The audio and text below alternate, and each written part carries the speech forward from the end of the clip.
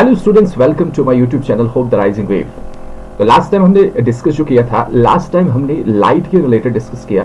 इसकी important terms और important characteristic या कुछ इंपॉर्टेंट प्रॉपर्टी, जैसे कि हमने ये कहा लाइट जो है वो स्ट्रेट लाइन पे चलती है, एक स्ट्रेट लाइन पाथ होता है with an exception. With an exception जो हमारे पास है, कुछ एक्सेप्शन है, वहां से हमें एक आइडिया मिला कहां पर डिफ्रैक्शन, हमारे डिफ्रैक्शन के केस पर हमारे पास ये आइडिया मिला कि लाइट के कुछ एक्सेप्शंस है regarding this property that straight line पे ये चलती है, क्योंकि हमने देखा वहां पर बेंडिंग होती है। फिर हमारे पास कुछ इंपॉर्टेंट प्रॉपर्टीज और आई कि हमारे पास लाइट जो है, ये हम थोड़ा रिकॉल कर रहे हैं, लाइट का जो नेचर होता है वो ड्यूल नेचर होता है। क्या होता है? Dual nature. Dual nature mean इसका दो नेचर है, वेव कैरेक्टरिस्टिक भी है और पार्टिकल कैरेक्टरिस्टिक भी है। वेव कैरेक्टरिस्टिक्स के बेसिस पर हम बहुत सारे फेनोमेना एक्सप्लेन करते हैं। मतलब ये है कि देखो, ड्यूल नेचर का यहाँ पर मतलब ये है कि हमारे पास कुछ इंपॉर्टेंट फेनोमेना लाइट के हैं, जैसे मैंने कल आपको बताया था, जैसे हमारे पास इंटरफेरेंस है, जैसे हमारे पास पोलराइजेशन है, जैसे हमारे पास डिफ्रैक्शन है। ये सब फेनोमेना ऑफ लाइट जो है, ये हम एक्सप्लेन कर सकते हैं जब हम लाइट को ट्रीट करेंगे as a wave. As a particle इसको ट्रीट करेंगे तो हम ये फेनोमेना एक्सप्लेन नहीं कर सकते हैं। इसी तरीके से हमारे पास, हमने ये कहा कि लाइट हमारे पास क्या है, ये पार्टिकल नेचर है, means it is composed of stream of particles called the photon. ठीक है, ये जो फोटॉन का कंसेप्ट है, फोटॉन का कंसेप्ट हम क्लास 11th आप केमिस्ट्री में भी पढ़ेंगे, क्लास 11th की केमिस्ट्री में भी पढ़ेंगे और क्लास 12th की फिजिक्स में भी आप पढ़ेंगे डिटेल में। हमारे पास ये फोटॉन क्या होता है, इसके इंपॉर्टेंट प्रॉपर्टीज क्या होती हैं, कैरेक्टरिस्टिक क्या होती हैं। ठीक है, यहाँ पर सिर्फ आपको माइंड में ये रखना है कि हमारे पास जो लाइट है, ये जो लाइट है ये पार्टिकल से बनी है, मतलब इसमें पार्टिकल्स हैं जिनका नाम फोटॉन है। ठीक है कि नहीं? तो ये भी हमारे पास, यहां से हमें ये आइडिया मिला कि कुछ फेनोमेना हमारे पास लाइट के होते हैं, जैसे हमारे पास फोटो इलेक्ट्रिक इफेक्ट होता है, हमारे पास फोटो इलेक्ट्रिक इफेक्ट होता है, रिफ्लेक्शन का कंसेप्ट होता है, रिफ्रैक्शन होता है। ये सब चीजें हम तब एक्सप्लेन कर सकते हैं जब हम लाइट को ट्रीट करेंगे एज अ पार्टिकल। ठीक है, तो ये हमने डिस्कस किया। हमने रे के बारे में डिस्कस किया, हमने बीम ऑफ लाइट के बारे में डिस्कस किया और रिफ्लेक्शन का क्राइटेरिया, रिफ्लेक्शन कब हो सकता है वो भी हमने डिस्कस किया in the form of laws. तो आज का टॉपिक जो हमारे पास है, आज का टॉपिक हमारे पास है स्फेरिकल मिरर्स। स्फेरिकल मिरर्स के रिलेटेड हम डिस्कस करेंगे। हम क्या डिस्कस करेंगे आज? स्फेरिकल मिरर्स के बारे में हम आज डिस्कस करेंगे। हमारे पास किस किस्म के मिरर्स होते हैं, उनकी इंपॉर्टेंट कैरेक्टरिस्टिक क्या होती है, किस तरीके से वो बिहेव करते हैं when light is incident on these mirrors, वो हम कंप्लीट डिस्कस करेंगे। अब स्फेरिकल मिरर्स को भी स्टडी करने के लिए ये हमारे पास इंपॉर्टेंट टॉपिक यहां से स्टार्ट होता है। एक तो हमने रिफ्लेक्शन पढ़ा, उसके इलाज, और अब हम स्फेरिकल मिरर्स जो पढ़ेंगे, ये दो ही चीजें इस एंटायर चैप्टर में है। एक तो हमारे पास मिरर की वर्किंग पढ़नी है, किस तरीके से वर्क करते हैं on the basis of principles of nature. Nature mean light, जो लाइट के प्रिंसिपल्स हैं, जैसे रिफ्लेक्शन है, रिफ्रैक्शन है, वो सब प्रिंसिपल्स फॉलो करने के बाद हमने मिरर्स के बारे में पढ़ना है कि मिरर किस तरीके से वर्क करते हैं, कैसे इमेज फॉर्मेशन करते हैं। दूसरा हमारे पास इस चैप्टर में लेंस के रिलेटेड पढ़ना है कि लेंस जो है हमारे पास किस तरीके से लॉज ऑफ नेचर जो है फॉलो करते हैं और हमारे पास लेंस जो है इमेज फॉर्मेशन में मदद करते हैं। मतलब ये दो चीजें सिर्फ स्फेरिकल मिरर और लेंस के बारे में इस एंटायर चैप्टर में है। मींस हमने क्या पढ़ना है, हमने लाइट के फेनोमेनास पढ़ने हैं और वही फेनोमेना हम अप्लाई करेंगे, और हम क्या बनाएंगे मिरर्स। क्या बनाएंगे? मिरर्स। हम क्या बनाएंगे? लेंस। क्योंकि हमारे पास मिरर्स और लेंस जो हैं वो लाइट के प्रिंसिपल के बेस पर वर्क करते हैं। तो वो लाइट के प्रिंसिपल जब हम जानेंगे, वो लाइट की कैरेक्टरिस्टिक जब हम जानेंगे, वो रिफ्रैक्शन और रिफ्लेक्शन फेनोमेना जब हम जानेंगे, उसके बेसिस पर हम डिफरेंट टाइप्स ऑफ मिरर्स तैयार कर सकते हैं, डिफरेंट टाइप्स ऑफ लेंस तैयार कर सकते हैं अकॉर्डिंग टू आवर नीड।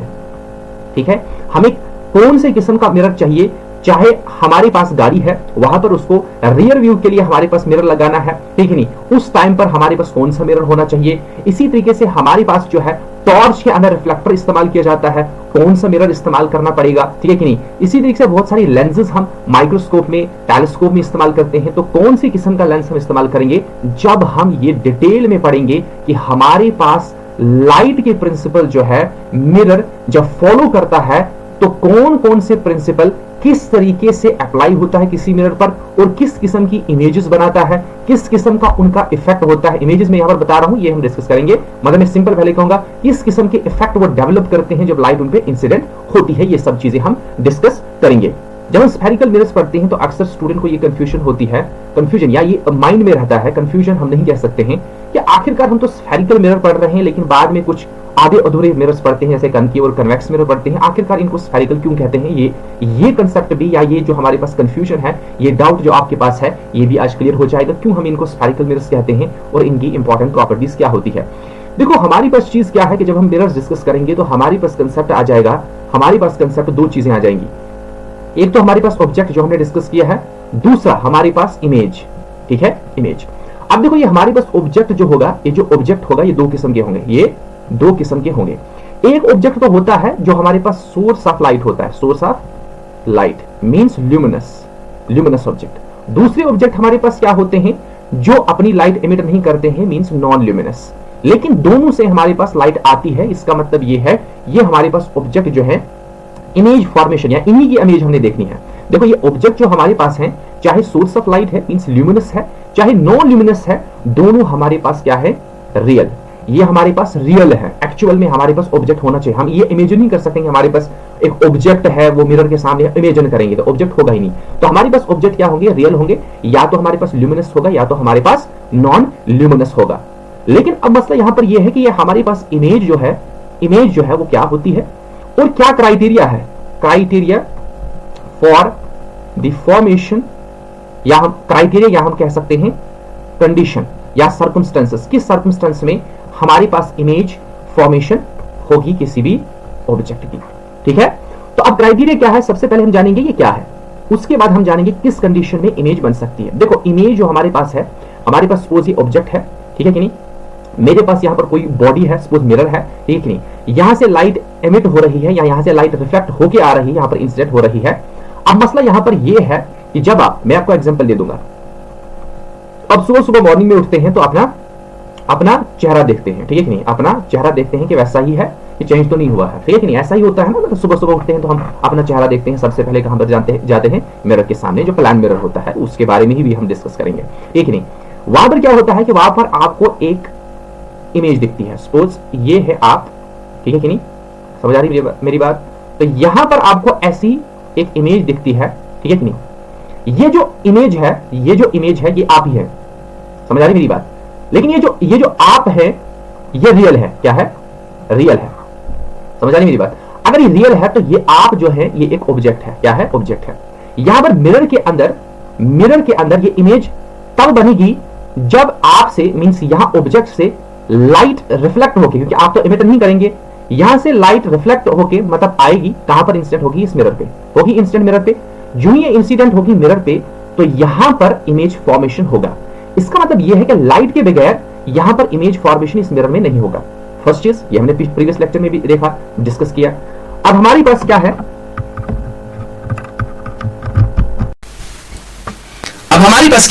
हमारे पास जो ही यहां से लाइट इंसिडेंट होगी इस ऑब्जेक्ट से लाइट इंसिडेंट होगी इस मिरर पे, वो लाइट जो है वो लाइट ही मदद करती है यहां पर इमेज फॉर्मेशन में। लेकिन अब क्वेश्चन राइज होता है कि किस केस में इमेज फॉर्मेशन होगा और किस केस में इमेज फॉर्मेशन नहीं होगा, ठीक है कि नहीं, वो क्वेश्चन राइज हो रहा है। और दूसरा क्वेश्चन ये है कि आखिरकार इमेज क्या होती है। देखो ऑब्जेक्ट हमारे पास रियल है, इसी रियल ऑब्जेक्ट का ऑप्टिकल अपीयरेंस, सिंपल भाषा में लाइट की वजह से इस ऑब्जेक्ट का इंपैक्ट जो हमें दिखेगा यहां पर, जो कि एक इल्यूजन है, क्या है, इल्यूजन है, रियलिटी नहीं है ये, समझ आ रही मेरी बात। मतलब जब तक लाइट है तब तक आपको ये दिखेगा, जब तक आप इसके सामने है तब तक ये दिखेगा, मींस जब तक लाइट है तब तक ये दिखेगा, अदरवाइज हमारे पास जो है ये नहीं दिख सकता है। इसलिए हम इमेज को क्या कहते हैं, ये एक ऑप्टिकल अपीयरेंस है किसी भी ऑब्जेक्ट की, समझ आ रही मेरी बात। या हम ये कह सकते हैं कि ऑप्टिक्स की, अच्छा ऑप्टिक जो वर्ड है, ऑप्टिक्स रिलेटेड होता है लाइट के, मतलब लाइट के बारे में जो भी हमारे पास फिजिक्स होती है, लाइट के बारे में जो हम पढ़ते हैं, लाइट के फेनोमेना, उस फील्ड ऑफ फिजिक्स को कहते हैं ऑप्टिक्स, ठीक है कि नहीं, वही मैं वर्ड तभी इस्तेमाल कर रहा हूं। जो ऑप्टिकल अपीयरेंस किसी ऑब्जेक्ट की होती है, जो रियल नहीं होती है, जो रियलिटी में नहीं होती है, ठीक है, उस चीज को कहते हैं हम इमेज। सिंपल भाषा में इमेज होती है किसी भी ऑब्जेक्ट की ऑप्टिकल अपीयरेंस, या हम कह सकते हैं कि जो लाइट की वजह से इफेक्ट क्रिएट होता है किसी ऑब्जेक्ट का, उस हम कहते हैं उस ऑब्जेक्ट की इमेज, ठीक है।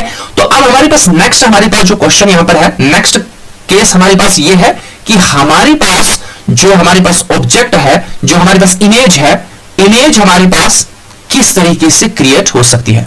देखो हमारे पास condition for the formation of image of an object. एक ऑब्जेक्ट की इमेज कब बन सकती है, कंडीशन क्या है? अब देखो कंडीशन एग्जाम्पल के हिसाब से, मेरे पास यहां पर एक मिरर है, यहां पर हमारे पास ऑब्जेक्ट है, यहां से रेज ऑफ लाइट आ रही है, ये इंसिडेंट हो रही है। जब लाइट इंसिडेंट होगी तो इंसिडेंट होने के बाद यहां पर क्या होगा, रिफ्लेक्ट होगी, ठीक है, रिफ्लेक्ट होगी as per the laws of reflection. इसी तरह से बहुत सारी रेज आ जाएंगी, वो रिफ्लेक्ट होंगी, बहुत सारी रेज आ जाएंगी, रिफ्लेक्ट होंगी। अब कंडीशन यहां पर यह है कि इस ऑब्जेक्ट की इमेज कहां पर बनेगी, किस जगह पर बनेगी, वो हम बाद में डिस्कस करेंगे, लेकिन पहले यह देखेंगे कि इमेज किस हाल में, किस कंडीशन में बन सकती है। जब यहां से रेज ऑफ लाइट रिफ्लेक्ट होंगी, रिफ्लेक्शन होने के बाद जो रेज ऑफ लाइट है, रेज ऑफ लाइट, कौन सी rays of light, reflected rays of light, वो रिफ्लेक्टेड रेज ऑफ लाइट जो होनी चाहिए वो मीट करनी चाहिए, इंटरसेक्ट करनी चाहिए किसी भी at any point in front और back of the mirror. Mirror के सामने या मिरर के बैक साइड पे वो कहीं ना कहीं मीट करनी चाहिए। अब यहां पर एक वर्ड है मीट, बस इस पे फोकस करना है, ये की टर्म है। मतलब हमारे पास रिफ्लेक्टेड रेज जो हमारे पास है वो मीट करनी चाहिए, क्या करनी चाहिए, मीट करनी चाहिए। अब ये मीट कर सकती है रियलिटी में, या हम ऐसे कह सकते हैं एक्चुअली ये मीट कर सकती है, मतलब जो हमें दिखाई देगा एक्चुअली भी मीट कर सकती है, या हम इमेजिन करेंगे कि हमारे पास ये मीट हो रही है कहीं ना कहीं। तो दो कंडीशन है, मीट तो होनी चाहिए तब जाके इमेज बनेगी। अब हम ये कह सकते हैं कि अगर किसी मिरर के सामने या मिरर में हमारे पास इमेज क्रिएट होगी, ठीक है, किसी ऑब्जेक्ट की, तो वहां पर रेज ऑफ लाइट जो रिफ्लेक्ट होकर आई है वो मीट हुई है कहीं ना कहीं।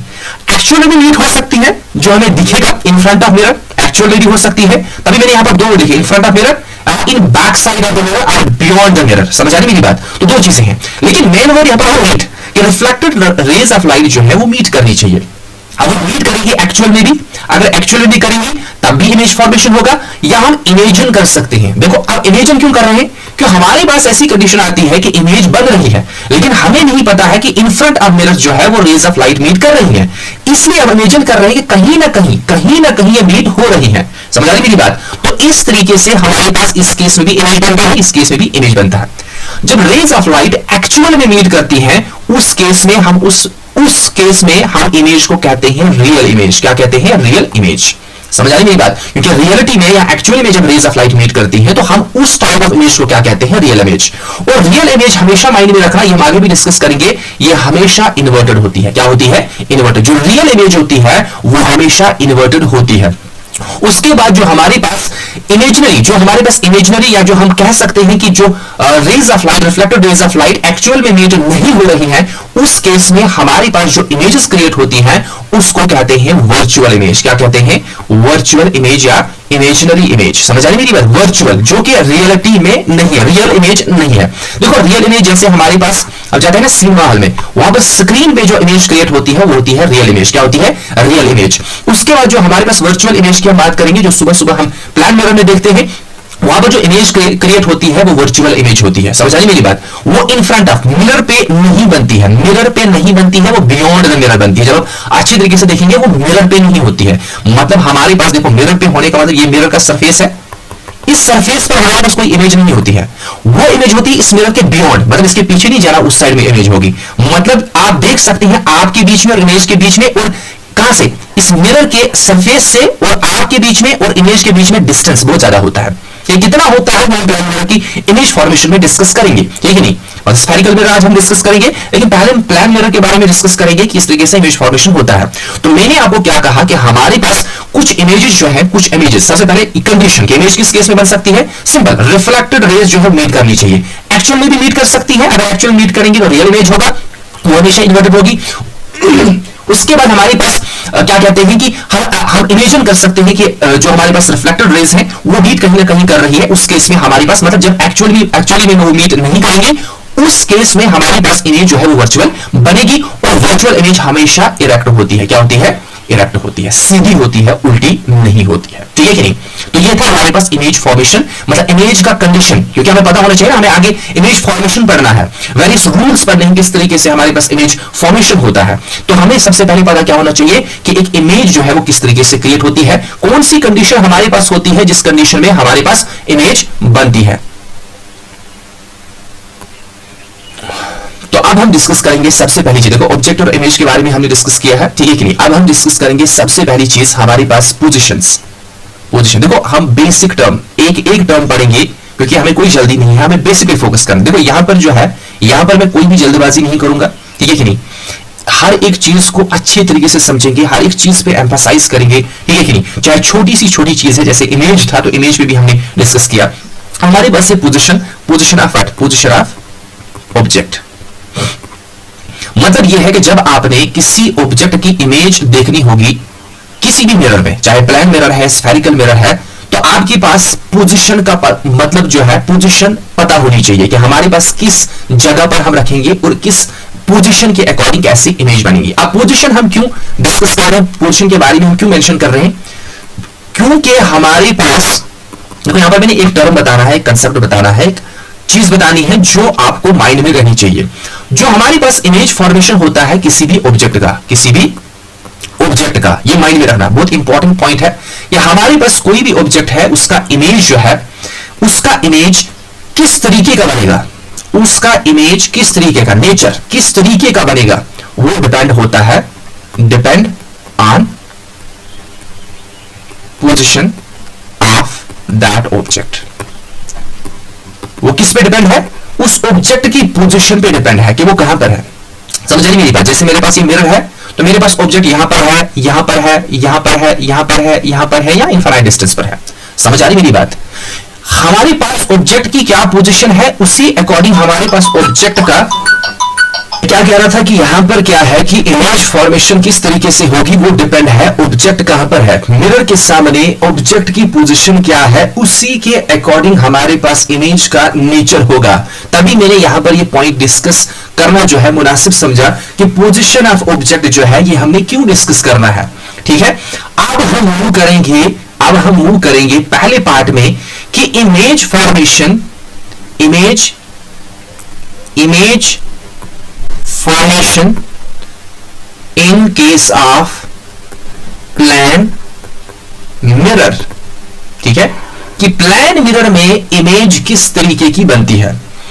अब यह डिस्कस करने से पहले हमेशा माइंड में रखना है, जब भी हम इमेज फॉर्मेशन डिस्कस करेंगे, तीन चीजों का यहां पर मेन फोकस होता है। जब भी हम इमेज फॉर्मेशन डिस्कस करेंगे ना, हम एक्चुअल में एक्सपेरिमेंट यहां पर करते हैं। देखो यहां पर तो हम पढ़ रहे हैं, लेकिन जो भी चीज हम यहां पर डिस्कस कर रहे हैं वो एक एक्सपेरिमेंट है। समझ आ रही मेरी बात। हम ऑब्जर्वेशन करते हैं, वहां से इन्फ्लुएंस निकालते हैं, रिजल्ट निकालते हैं, जहां से हमें क्लियर आइडिया मिलता है कि हमारे पास अगर इस किस्म की इमेज चाहिए तो हमारे पास जो है ऑब्जेक्ट कहां पर होना चाहिए। अगर हमारे पास इस किस्म की इमेज चाहिए तो हमारे पास मिरर किस किस्म का होना चाहिए और कितने हमारे पास उस मिरर की डिफरेंट चीजें होनी चाहिए, ठीक है। एक तो ये चीज है, ये हमारे पास माइंड में रखना है कि जब भी हम इमेज फॉर्मेशन डिस्कस करेंगे तो इमेज फॉर्मेशन में हमेशा माइंड में रखना है कि हम यहां पर एक्सपेरिमेंटल वैल्यूज या एक्सपेरिमेंटल डिस्कशन कर रहे हैं। समझ आ रही मेरी बात। कोई थियोरेटिकल नहीं है, पढ़ तो हम रहे हैं एज अ थियोरेटिकल है, बट ये माइंड में रखना है कि हमारे पास जब भी हम इमेज फॉर्मेशन डिस्कस करते हैं तो हम क्या डिस्कस करते हैं, हम यहां पर एक एक्सपेरिमेंटल अप्रोच डिस्कस करते हैं कि इमेज किस तरीके की बनेगी। अकॉर्डिंगली हम उसको टेक्नोलॉजी में इस्तेमाल कर सकते हैं कि मिरर किस किस्म का बनाना पड़ेगा, लेंस किस किस्म की बनानी पड़ेगी अकॉर्डिंग टू आवर नीड। समझ आ रही मेरी बात।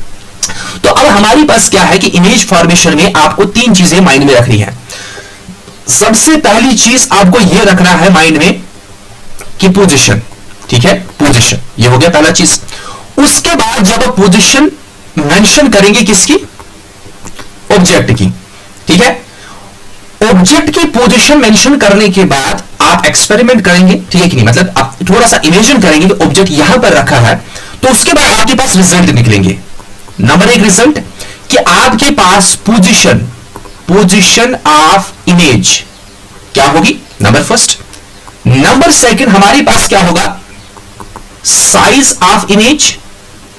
नंबर थर्ड क्या होगा, nature, nature of image. Nature of image भी, क्या हमारे पास रियल इमेज बन रही है या वर्चुअल। बस ये तीन चीजें, बस यही तीन चीजों पे हमने फोकस रखना है, क्योंकि हमारा मकसद जो है, ये हमारे पास एक सोर्स है, ये हमारे पास सोर्स है, ये हमारे पास ऑब्जेक्टिव है। समझ आ रही मेरी बात, मतलब ये हमारे पास मीन्स है, ये हमारे पास एंड है, कि हमने ऑब्जेक्ट रखा मिरर के सामने। अब हमने देख रहा है कि depending on the position of an object, हमारे पास इमेज की पोजीशन क्या होगी, उसका साइज क्या होगा, उसका नेचर क्या हो सकता है, क्या वो रियल हो सकती है, वर्चुअल हो सकती है। तो अकॉर्डिंगली हम ये स्टडी करेंगे हर एक केस में, चाहे कंकेव मिरर है, चाहे कन्वेक्स मिरर है, प्लेन मिरर है, कंकेव लेंस है, कन्वेक्स लेंस है, हर एक केस में हम यही तीन चीजें निकालने की कोशिश करेंगे। ठीक है कि नहीं। तो अब हमारे पास चीज क्या है, हमारे पास चीज है, थोड़ा सा हम ये डिस्कस करेंगे image formation of plane mirror. उतना इंपॉर्टेंट नहीं है, लेकिन एमसीक्यूज आ सकते हैं किसी भी एग्जामिनेशन में, चाहे आप सीबीएसई के एग्जाम दे रहे हैं, चाहे आईसीएसई के हैं, चाहे जम्मू कश्मीर बोर्ड जो हमारे पास है, बोर्ड ऑफ स्कूल एजुकेशन, उसके अकॉर्डिंग प्रिपेयर कर रहे हैं, तो एमसीक्यूज जो है यहां से बन सकते हैं। बता दूंगा कौन सा एमसीक्यूज बन सकता है। अदरवाइज ऐसा नहीं आपको एग्जामिनेशन में पूछा जाएगा कि आप डिटेल देंगे हमारे पास with the help of ray diagram, जो आपके पास क्या कहते हैं image formation in case of plane mirror, ऐसा उतना इंपॉर्टेंट नहीं है, बट क्या कहते हैं कि हमारे पास एमसीक्यूज के पर्सपेक्टिव से हमारे पास ये इंपॉर्टेंट है। तो अब हम डिस्कस करेंगे, अब हम डिस्कस क्या करेंगे, डिस्कस हम यहां पर ये करेंगे कि इमेज फॉर्मेशन जो है, इमेज formation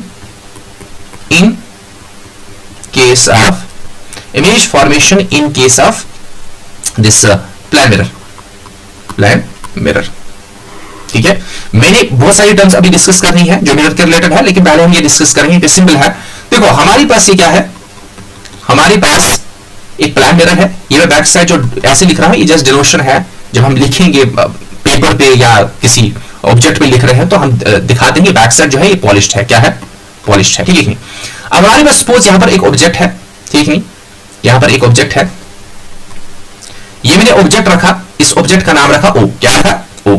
अब इस ऑब्जेक्ट से रेज ऑफ लाइट आ रही हैं और रिफ्लेक्ट हो रही हैं, ठीक नहीं, this is incident ray, this is reflected ray. अब हमारे पास अगर मैं सिर्फ एक इस डायग्राम में अगर मैं सिर्फ एक रे ऑफ लाइट दिखा दूंगा, क्या हम ये डिस्कस कर सकते हैं कि यहां पर इमेज किस किस्म की बन सकती है, नहीं, क्योंकि हमने कहा कि इमेज फॉर्मेशन के लिए रेज मीट करनी चाहिए। अच्छा, मीट कितनी रेज करेंगी, कम से कम 2 होनी चाहिए। तो जब भी रेज डायग्राम जो आप डिपिक्ट करेंगे तो कम से कम 2 रेज ऑफ लाइट आप दिखाएंगे, दूसरी इंसिडेंट रे, और रिफ्लेक्ट होने के बाद ये ऐसे आएगी।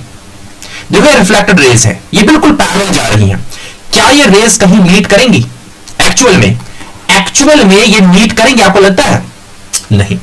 तो हम इमेजिन करते हैं ये कहीं ना कहीं मीट कर रही है। समझ आ रही मेरी बात, इट्स ओके। मेरा कहने का मतलब है कि ये रेज ऑफ लाइट क्या एक्चुअल मीट कर रही है, नहीं कर रही है। लेकिन जब हम प्लेन मिरर के सामने जाते हैं, ऑब्जेक्ट की इमेज बनती है, हां बनती है। इसका मतलब यह है कि इमेज बनी है, तो इसका मतलब यह है कि वो क्राइटेरिया फॉलो हुआ है कि रेज ऑफ लाइट जो रिफ्लेक्ट हुई है, मतलब रिफ्लेक्टेड रेज जो है वो कहीं ना कहीं मीट हुई है। अब हम कैसे दिखाएंगे, अब हम क्या काम करते हैं, जो पॉइंट ऑफ इंसिडेंस होता है, जो हमारे पास पॉइंट ऑफ इंसिडेंस, ये जो पॉइंट ऑफ इंसिडेंस है, यहां से इस रिफ्लेक्टेड रे को बैकवर्ड प्रोसीड करते हैं, ऐसे, इसको कहते हैं प्रोड्यूस करना। ठीक है कि नहीं। जब हम बैकवर्ड प्रोड्यूस करेंगे तो ये कहीं ना कहीं मीट करेंगी, उतने ही पॉइंट पे, प्लेन मिरर के केस में उतने ही डिस्टेंस पर ये मीट करेंगी जितना डिस्टेंस इस मिरर से ऑब्जेक्ट तक है। ये सिर्फ किस केस में, हमारे पास प्लेन मिरर का एक ही केस है, इसलिए हम डायरेक्ट इसको स्टडी कर रहे हैं। ऑब्जेक्ट का डिस्टेंस मिरर के सरफेस से कितना है, उतनी ही डिस्टेंस की दूरी पर जब हम इन लाइन को इमेजिन करेंगे ना, बैकवर्ड प्रोड्यूस करेंगे, ये जस्ट इमेजिनेशन है, क्योंकि रियलिटी में ये मीट नहीं कर रही है। तो ये मीट वहां पर करेंगे जितना यहां से यहां तक डिस्टेंस डी है, उतना ही यहां से यहां तक डिस्टेंस डी होगा, उतने डिस्टेंस पर ये मीट करेंगी, लेकिन हमें लगेगा ये मीट कर रही है। समझ आ रही मेरी बात, मैं कह रहा हूं हमें लगेगा, तो हम ऐसा सोच रहे हैं कि मीट करेंगी, लेकिन एक्चुअली मीट नहीं हो रही है। तो यहां पर मीट करेंगी, तो यहां पर इसकी इमेज बनेगी, उसका नाम मैं रखूंगा आई। ठीक है। इस केस में अगर आप देखेंगे अच्छी तरीके से, जो अभी तक मैंने आपको कहा, हमारे पास सबसे पहली चीज इससे क्या पता चली, साइज ऑफ एन इमेज, यही तो निकालना है ना। हमने ऑब्जेक्ट यहां पर रखा, तो साइज, इमेज का साइज क्या होगा, सेम। समझ आ रही मेरी बात। जब आप मिरर के सामने जाते हैं, जितना आपका साइज होगा उतना ही साइज उस मिरर में आता है। समझ आ रही मेरी बात? दूसरी चीज हमारे पास क्या है? Position, position of an image. यही इंपॉर्टेंट पॉइंट्स हैं, यही हमें हर एक केस में डिस्कस करना है। साइज ऑफ इमेज क्या होगा? Same as that of objects size. Object के साइज के बराबर ही इस इमेज का साइज होगा। दूसरा, what will be the position of an image.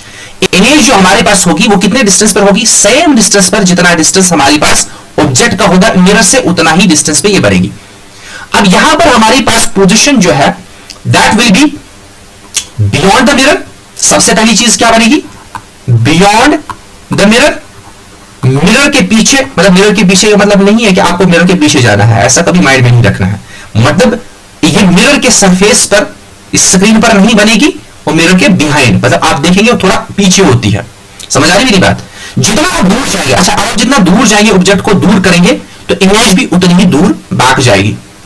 इसका मतलब यह है कि हमारे पास कभी कभार अगर क्वेश्चन ऐसे न्यूमेरिकल आता है 1 मार्क्स का कि ऑब्जेक्ट का डिस्टेंस प्लेन मिरर से 10 सेंटीमीटर है। क्या है? 10 सेंटीमीटर है। बताओ जी इमेज की पोजीशन क्या है, या इमेज का डिस्टेंस जो है मिरर से कितना है? तो अब सोचना बिल्कुल भी नहीं है, लिखना है 10 सेंटीमीटर ही, क्योंकि जितना हम दूर जाएंगे उतना ही हमारे पास इमेज भी दूर जाएगी। कितनी दूर? जितना ये यहां से मिरर से दूर गया उतना ही ये इमेज भी दूर जाएगी। समझ आ रही मेरी बात? क्लियर है? उसके बाद हमारे पास आ जाता है नेचर। क्या ये रियल है या वर्चुअल है? अब आप बताएंगे यहां पर, क्या हमारे पास यहां पर रिफ्लेक्टेड रेस एक्चुअल में मीट हुई? नहीं हुई। एक्चुअल में मीट नहीं हुई। अगर एक्चुअल में मीट नहीं हुई तो हमारे पास इमेज जो होती है वर्चुअल। मैंने एग्जांपल में भी बताया था, जो प्लान मिरर में हमारे पास इमेज होती है वो वर्चुअल होती है। क्या होती है? वर्चुअल। क्या ये उल्टी होती है सीधी? तो सीधी होती है। इसलिए वर्चुअल इमेज हमारे पास क्या होती है? इरेक्ट होती है। तो ये था प्लान मिरर का केस हमारे पास क्या होता है। ठीक है कि नहीं? तो ये हमारे पास लेक्चर जो है थोड़ा सा लंबा हो गया है, लेकिन थोड़ा सा डिस्कस करेंगे स्फेरिकल मिरर्स के रिलेटेड। ये कि नहीं, स्फेरिकल मिरर्स के रिलेटेड। उसके बाद नेक्स्ट लेक्चर में हम इमेज फॉर्मेशन पढ़ेंगे। देखो स्फेरिकल मिरर का मतलब क्या है, क्यों हम इनको स्फेरिकल मिरर कहते हैं। हमारे पास एक स्फीयर है 3 डायमेंशन। स्फीयर ऑब्वियसली 3 डायमेंशन होता है, सर्कल जो होता है 2 डायमेंशन होता है। ये मेरे पास है स्फीयर। समझ आ रही मेरी बात? ये स्फीयर है। ये स्फीयर जो है एंटायर बाहर से, ये एंटायर बाहर से भी हमारे पास पैरेंटेड नहीं है, ना ही रिफ्लेक्टेड है, अंदर से भी नहीं है। अब हमारे पास ये चीज जो है, हम क्या काम कर रहे हैं, इस चीज को एंटायर स्फीयर को सिल्वर की कोटिंग कर रहे हैं। क्या कर रहे हैं? सिल्वर की कोटिंग कर रहे हैं। ठीक है? जब हम सिल्वर की कोटिंग करेंगे इस एंटायर स्फीयर को इनसाइड, ऐसे इनसाइड कोटिंग करेंगे, उसके बाद पैड लगाएंगे, तो आप देखेंगे ये जो बाहर वाला सरफेस है, ये बाहर वाला सरफेस सब चीज जो है एक रिफ्लेक्टिंग बनेगा। क्या बनेगा? Smooth reflecting surface. समझ आ रही मेरी बात? तो ये हमारे पास एक स्फेरिकल मिरर है। ये तो ठीक है, समझ आ रही मेरी बात? इसी टाइप का स्फेरिकल मिरर हम क्या करेंगे, देखो ऐसा नहीं है, ऐसा बुक में आपके पास नहीं है, ना ही कोई कंसेप्ट है। ये मैं जस्ट समझाने की कोशिश कर रहा हूं क्यों हम इनको स्फेरिकल मिरर्स कहते हैं। अब हमारे पास ये जो स्फेरिकल मिरर है, मैं क्या काम करूंगा, मैं इसको एग्जैक्टली 2 हिस्सों में ऐसे तकसीम करूंगा। अब ये भी जरूरी नहीं है एग्जैक्टली 2 हिस्सों में, ठीक है नहीं, जस्ट मैं काट रहा हूं, इसको कट कर रहा हूं 2 हिस्सों में। यहां पर मेरे पास 2 हिस्से ऐसे बन गए। समझ आ रही मेरी बात? एक तो ऐसा है, दूसरा यहां पर ऐसा है, ये 2 हिस्से। अभी कोई भी यहां से हमारे पास ये क्या कहते हैं, रिकॉग्नाइज नहीं कर सकते कौन सा मिरर क्या है। ठीक है नहीं? तो हमारे पास शेप बन रही है 2 किस्म की। इसका मतलब ये नहीं कि ये एक किस्म की नहीं, शेप तो ये है ना, ये शेप है या ये शेप है। इस शेप में 2 किस्म की, या ये जो पार्ट है या ये पार्ट स्फेरिकल मिरर का है, दोनों में 2 शेप्स बन रही हैं। कैसे? मेरे पास ये पार्ट है ऐसा। अब यहां पर इतना जो मैंने बनाया ये एक्चुअल में आर्क नहीं है। आपने इमेजिन करना, हमने एक स्फीयर को काटा है, ये एक आर्क नहीं है, ये बिल्कुल ऐसे है। जैसे आप बॉल काटेंगे ना, बॉल जो आपके पास होता है उसको बिल्कुल सेंटर में काटेंगे तो आपके पास जो फ्रंट पोर्शन दिखेगा वो ऐसा सर्कल दिखेगा, और ये इनसाइड इसका बैंड होगा। इनसाइड हमारे पास एक बैंड होगा, इनसाइड की ओर बैंड होगा। समझ आई मेरी बात? मतलब ये पोर्शन जो है, ये पोर्शन बैंडेड है, और फ्रंट में आपको दिखेगा यहां पर एक ऐसा ऊपर से पूरा सर्कल इस किस्म का, जैसे हमारे पास स्पून होता है। समझ आ रही मेरी बात? तो ये माइंड में रखना, शेप को रिकॉग्नाइज करना है। ठीक है? यहां पर जब हमने स्फेरिकल मिरर को कट किया, हमारी पास ये 2 चीजें बनी। 2 चीजों में से मैंने एक यहां पर नीचे लाया। अब ये जो नीचे मैंने लाया, 1 मिनट, इसको मैं थोड़ा सा अच्छे तरीके से बनाता हूं। देखो मैंने क्या काम किया, यहां से मैंने एक पोर्शन ऐसे लाया, ये पोर्शन है। अब माइंड में रखना है ये यहां पर जो ये पोर्शन है ये एक आर्क नहीं है, ये सर्कल के आर्क होती है। सर्कल में हमारे पास आर्क होती है, इस केस में हमारे पास आर्क नहीं है, एक टाइप ऑफ हेमिस्फीयर बनेगा। हेमिस्फीयर बनेगा, ठीक है ना। हेमिस्फीयर कैसा होता है ना, हेमिस्फीयर ऐसा बनेगा। ऊपर से यहां पर पोर्शन होता है सर्कुलर पोर्शन, ठीक है, अंदर से ये खाली होता है। समझ आए मेरी बात। इसे हेमिस्फीयर अगर होगा हेमिस्फीयर, इसी तरीके का हमारे पास ये जो शेप बनी है ये है। अब इसमें on the basis of shape, अब हमारे पास यहां पर दो ऑप्शंस हैं। ये मैंने एक ग्लास लिया, ये स्फेरिकल मिरर जो है हमारे पास है। अगर हमारे पास ये स्फेरिकल मिरर बिल्कुल ट्रांसपेरेंट है, समझ आ रही मेरी बात, बिल्कुल ट्रांसपेरेंट है, इसको कट हमने किया, हमारे पास ये एक शेप बनी। इस शेप में हमारे पास दो ऑप्शन है, या हम इसको बाहर से पैंट करेंगे, सिल्वर कोटिंग करेंगे, पैंट करेंगे, मिरर बनाएंगे, या अंदर से हम इसको सिल्वर पैंट करेंगे, सिल्वर कोटिंग करेंगे, उसके बाद पैंट करेंगे, मिरर बनाएंगे। देखो हमारे पास दो ऑप्शन है। मैंने इसको बाहर से सिल्वर कोटिंग की और पैंट किया, इसका मतलब रिफ्लेक्टिंग पोर्शन कौन सा है, ये इनसाइड वाला पोर्शन जो है ये है रिफ्लेक्टिंग, है कि नहीं। अब ये चीज, दूसरा ऑप्शन क्या है, दूसरा ऑप्शन मेरे पास ये है, दूसरा ऑप्शन ये है कि अंदर से इसको पैंट करेंगे और बाहर वाला पोर्शन जो है दैट विल बी रिफ्लेक्टिंग, होगा कि नहीं। अब अगर गौर से देखेंगे जो रिफ्लेक्टिंग पोर्शन है वो दो किस्म की शेप है। ये वाली शेप जो है ये है बेंट इन, बेंट इन। देखो दोनों चीजें जो है ना, बिल्कुल आपको ये याद नहीं रखना है कि रिफ्लेक्टिंग कौन सी है, ये वो है जो हमारे पास है, वो जो तुक्काबाजी है या रट्टा मारना है, वो नहीं है। सिंपल शेप के बेसिस पर आपको आइडेंटिफाई करना है कौन सा मिरर क्या हो सकता है, कौन सा कनकेव हो सकता है, कौन कन्वेक्स होता है। जनरली स्टूडेंट को इसमें कंफ्यूजन होती है। शेप, अगर हमारे पास शेप जो रिफ्लेक्टिंग शेप है या रिफ्लेक्टिंग सरफेस है वो बेंट इन है, क्या है, बेंट इन है, उसको फिजिक्स की लैंग्वेज में कहते हैं कनकेव शेप। क्या कहते हैं, कनकेव शेप। समझ आ रही मेरी बात। बेंट इन शेप जो होती है उसको कहते हैं कनकेव शेप, इसलिए हम इस मिरर को कहते हैं कनकेव मिरर। अब दूसरी शेप क्या रही, bulging out, this is bulging out, और ये वाली पोर्शन है ना ये है रिफ्लेक्टिंग, यहां पर ये रिफ्लेक्टिंग है। रिफ्लेक्टिंग क्या है यहां पर, बेंट इन, यहां पर क्या है, बल्ज आउट, क्या है, bulge, bulge out. Bulge out हमारे पास सरफेस है रिफ्लेक्टिंग, इस बल्ज आउट शेप को हम कहते हैं कन्वेक्स। क्या कहते हैं, कन्वेक्स। इसलिए अगर हम ऐसा मिरर बनाएंगे जिसकी शेप बल्ज आउट होगी, देखो बल्ज आउट और बेंड इन ये शेप्स है। बेंड इन शेप को क्या कहेंगे, concave shape. Bulge out shape को क्या कहेंगे, कन्वेक्स शेप। इसी के बेसिस पर हम एक को कहते हैं कनकेव मिरर, दूसरी को कहते हैं कन्वेक्स मिरर, और ये दोनों हमारे पास है स्फेरिकल मिरर। लेकिन हम क्यों इनको स्फेरिकल मिरर कहते हैं, क्योंकि हम ये इमेजिन करते हैं, हम ये कहते हैं कि हमारे पास कनकेव मिरर उस स्फेरिकल मिरर का पार्ट है, उस स्फेरिकल मिरर का जहां से हमने इसको बनाया है, इमेजिन करते हैं। ये हम डिस्कस नहीं करते पूरा स्फीयर, ये है, ये इसलिए स्फेरिकल मिरर है, हेमिस्फीयर है ना, समझ आ रही मेरी, पूरा स्फीयर नहीं है, लेकिन हमारे पास ये उस स्फेरिकल मिरर का पार्ट है जिसमें रिफ्लेक्टिंग सरफेस बेंड इन होती है। ये वो स्फेरिकल मिरर जो कन्वेक्स हमारे पास, ये वो स्फेरिकल मिरर का पार्ट है जिसमें हमारे पास रिफ्लेक्टिंग सरफेस जो होती है बल्ज आउट होती है। ये है हमारे पास डिफरेंस कनकेव मिरर और कन्वेक्स मिरर के बीच में। नेक्स्ट टाइम हम डिस्कस करेंगे इंपॉर्टेंट पॉइंट्स जो इसके रिलेटेड है और रूल्स फॉर फॉर्मेशन, जो नेक्स्ट टॉपिक हमारे पास होगा। नेक्स्ट टॉपिक में हम कंप्लीट कनकेव और कन्वेक्स मिरर की इमेज फॉर्मेशन को कंप्लीट करेंगे, फिर हमारे पास सिर्फ लेंस रहेगा, ठीक नहीं। तो this was all about today's topic.